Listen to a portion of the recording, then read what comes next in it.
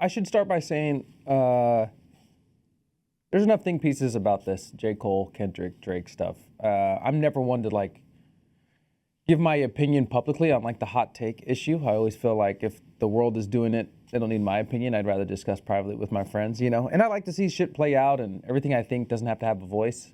And some stuff is just so hot button. It's like you get a million hot takes if you open YouTube. It's just like everyone's opinion on J. Cole, like a realtor's opinion on J. Cole. It's like, why do we need his opinion? Which is good and bad about rap. It's polarizing, you know, so everybody has an opinion. I try to stay away from this shit and just become a fan and just watch it play out. And sometimes the coolest way to experience things is not forming an opinion, you know. I learned, you know, in reading, I forget the person, I won't cite the person because I forget them and I apologize, but it's like, if you're forming an opinion while listening to something, you're not listening. And yeah, think about that, right? It took me a long time to learn that. And still I have to try to do it myself. It's like when someone's speaking to me, if I'm already thinking about what I'm going to say back to them, I automatically have stopped listening to them. It's impossible to do, no matter how smart you are.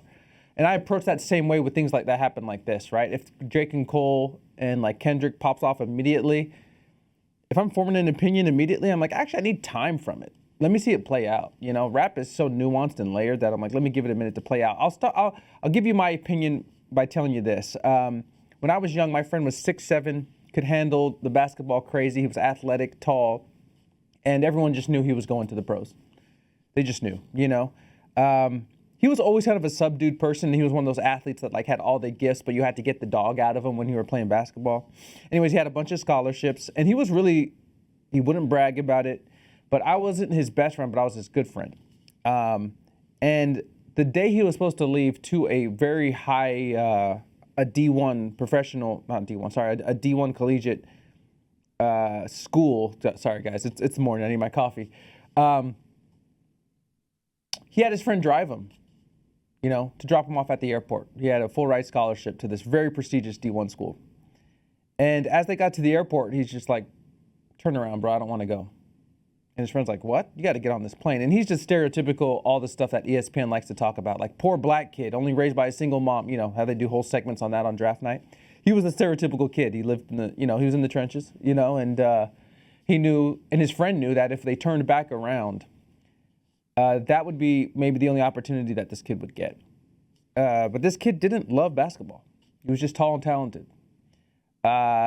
His friend did turn around. That kid never went to that school. He only plays pickup basketball every once in a while now, and he fishes. He's a fisherman. And I ran into him when I went back to Utah, asked him about fishing, and man, did this shit make him happy. Tallest fisherman in the world. This nigga's out there in waders, just like the Shaquille O'Neal of fishing, you know? But he's like, man, I'm really happy. And sometimes people say that, but when he said it, I could read it. He was being honest. From a distance, I'm like, damn, man, this kid should have been in the league. He should be playing for the Hornets right now, you know? That's not what made him happy. And I say that to say this about the Cole situation. Especially adding the layer of hip hop, you cannot want something for somebody that they don't want for themselves. Really fucking difficult. Even if it's like you see all the talent, even if you see all of the capability and the potential, and you want them to do this, you cannot want it more than they want it. And in this case, J. Cole, he very clearly stated, that didn't make him happy. This rap beef didn't make him happy. That's the first part. I think I'll give you 3 prongs to this argument and my thoughts. It's just perspective. Listen, I know if you guys are tuning in, I know you're going to give me it's hip hop, it's hip hop, it's hip hop. I respect you feeling that way. You should. You should. That's my first point. My second point is, as someone I've made a decent living off of competitive rapping. It's paid my rent for a long time, you know? It's really, really difficult to stay in that space mentally. Hip hop, there's a large percentage of it, and especially if we're talking about rap beefs, as they call it, is negative. And that's okay. It's okay. That's like what builds so much character in the black community, and especially in the hip hop community. It's overcoming, it's an adversity, right? It's motivation. And it lets you make great things. You know, I think people have heard me say that. I don't think great art comes from comfortable places. It just doesn't, you know?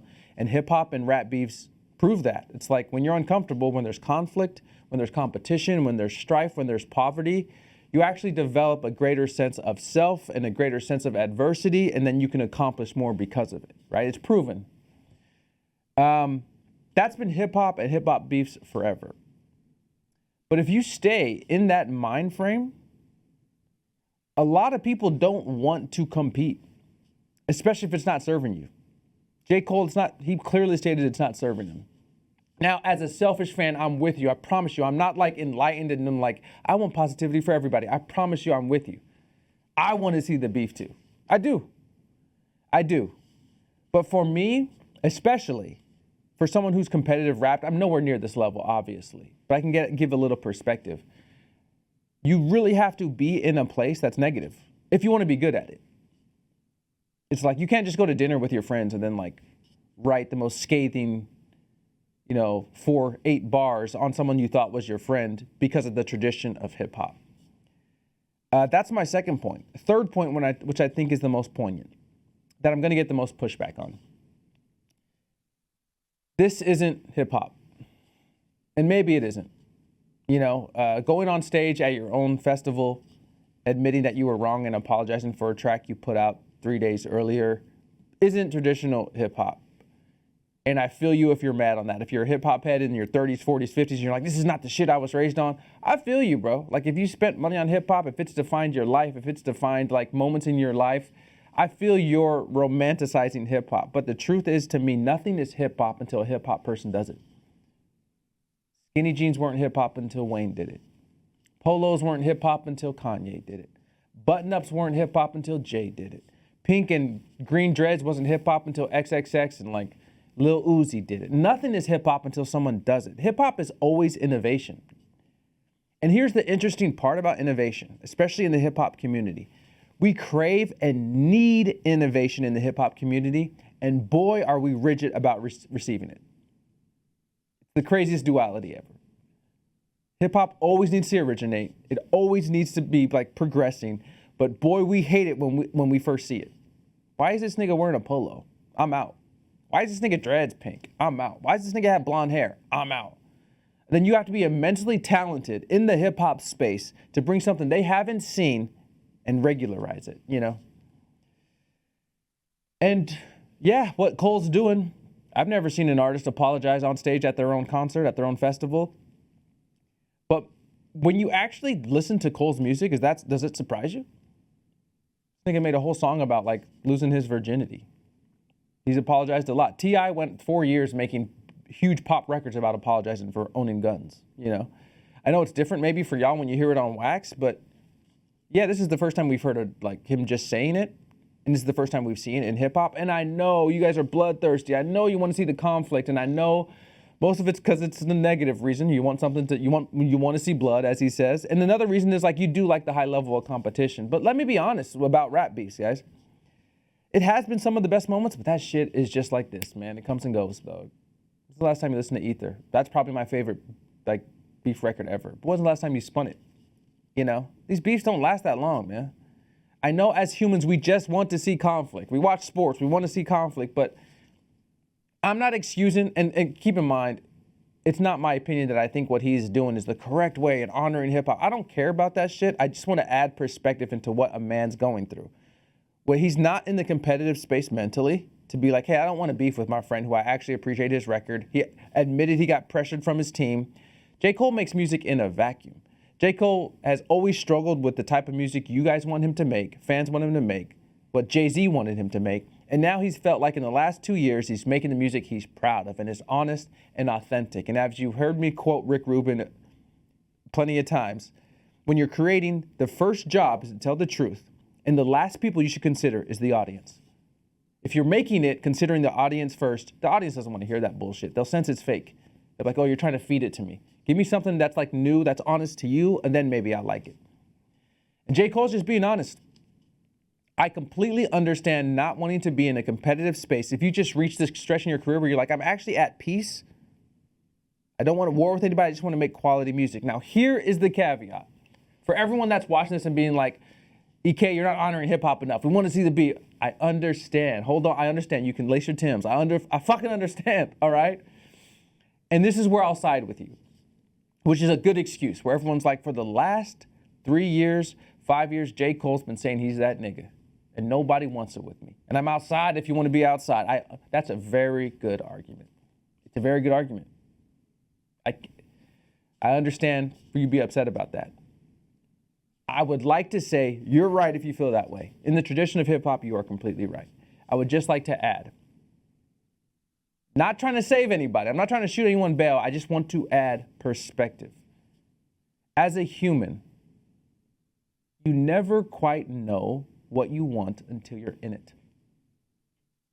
And J. Cole's just honoring hip hop. His whole career's been honoring hip hop. He just wants to be the hottest nigga out. He just wants to rap the best. And he's doing that. He was doing that for long stretches. Last 2 years, he's been killing shit. Everything moving, he's been bodying.